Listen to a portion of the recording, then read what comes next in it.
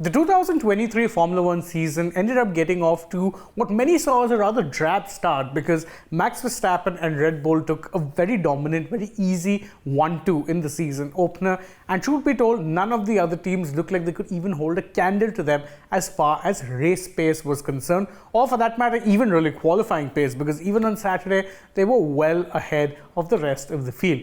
Naturally, that's raised a lot of fears among F1 fans that we could very well be in for an even bigger slog of a season than we were in 2022, where the all-dominating Red Bull and Verstappen just took race after race after race, and everyone else was left fighting for scraps. Now, this is a valid fear in some ways because, truth be told, this has happened a lot in F1 where, one team just makes a car that's eons better than any other car and they end up dominating the season. But is it a bit of an overreaction after just one race of the season to declare that this is going to be a boring slog of a season?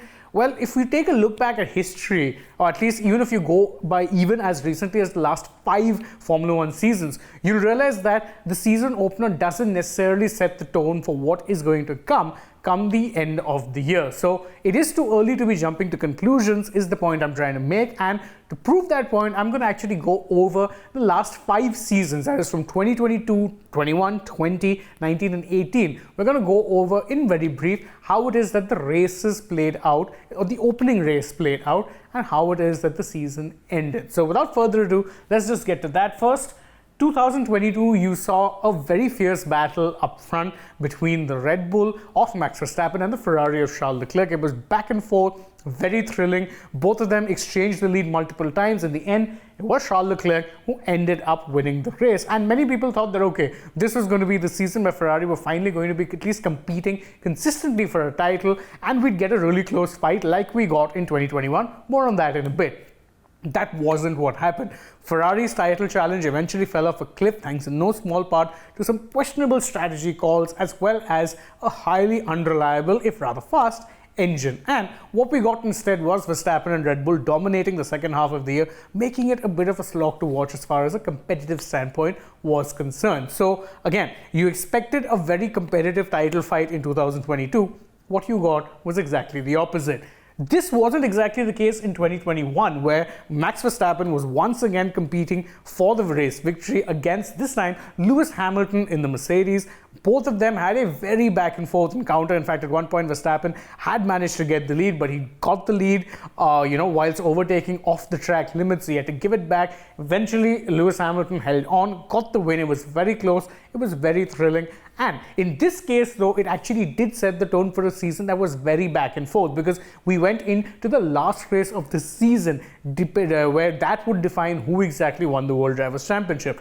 Finish off Abu Dhabi, of course, is not something I'm going to go over again, but in this case, we were correct in assuming that based on the start of the season, we were going to get a very competitive year. At least this time, though, we were correct. But as you're going to find out going over the next 3 examples, that's not always necessarily the case, because in 2020, you had a rather strange season because the start of it was delayed by the COVID-19 pandemic, and then the season opener was held in Austria rather than whether it be Australia or Bahrain, where it has been held beyond that. It was held in Austria in the Red Bull Ring, and it was Valtteri Bottas, then of Mercedes, who ended up holding off Lewis Hamilton to get the victory. This raised some hope that maybe, just maybe, Bottas could actually mount a title fight against his own teammate, if nothing else. But we know what happened in the end. 2020 proved to be another very dominant year for Lewis Hamilton. He claimed his 7th and so far final World Drivers' Championship, and Bottas's title fight was done about not even halfway through the season, maybe 4 or 5 races into the year. His title challenge was over, and it might seem like deja vu because, truth be told, pretty much the exact same thing happened in 2019. Valtteri Bottas started the year in Australia, with a win. He held off both Lewis Hamilton and Sebastian Vettel. And this was a bit of a surprise for multiple reasons. For one, most people were expecting that Hamilton would be the more competitive of the Mercs. For the other, most people were also expecting that Ferrari were going into this 2019 season with the stronger car. In fact, Mercedes themselves were very surprised when they ended up getting that more extra pace come race day. because most people had the expectation that Ferrari had developed a better car and they would be the team to beat. That didn't exactly end up happening, and what was also expected was that Ferrari and Mercedes would have a major title fight, because 17 and 18 did in fact represent that. 19 wasn't anything like that. Ferrari were rife with infighting between Sebastian Vettel and Charles Leclerc, and they had reliability issues as well at times, as well as strategic issues. Stop me if you've heard that before. And well, they didn't end up mounting any sort of a title challenge. Yes, Leclerc did win a couple of races. Yes, Sebastian Vettel did win what turned out to be his last ever Grand Prix victory at Singapore. But by then, title chance was already over. It was too little too late. So what you got at the start of the year, where you thought, okay, maybe Bottas could actually challenge Hamilton this year, didn't happen. 2018 was another year of false dawns as far as the season opener was concerned, because the qualifying in Australia in Albert Park in 2018 saw Lewis Hamilton take pole, and most people thought, okay, maybe Mercedes are starting the year with a victory again. However, it was Sebastian Vettel who overcame, starting behind. He managed to overtake Hamilton, managed to hold on for the lead in the end, and finished a good 5 seconds ahead of his rival to claim the victory. So most people thought, okay, after 2017 didn't go as planned, maybe 2018 can be the year where Ferrari actually mount a serious fight. They did till about half the season was done, and then once again it fell off a cliff due to, stop me if you've heard this, poor strategy calls.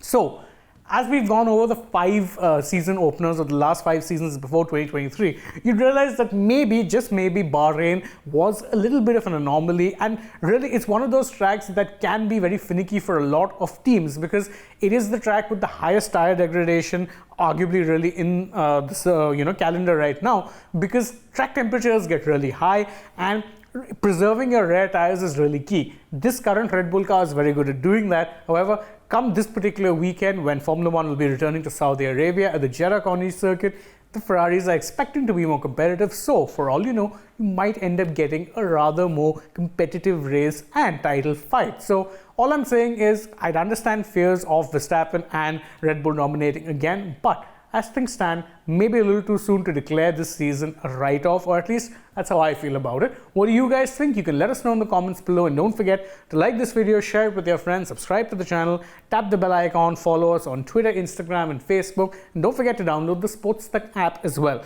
Lastly, if you're already on the channel, go ahead and check out some other videos that we may have done through the day. For now though, from my side, goodbye.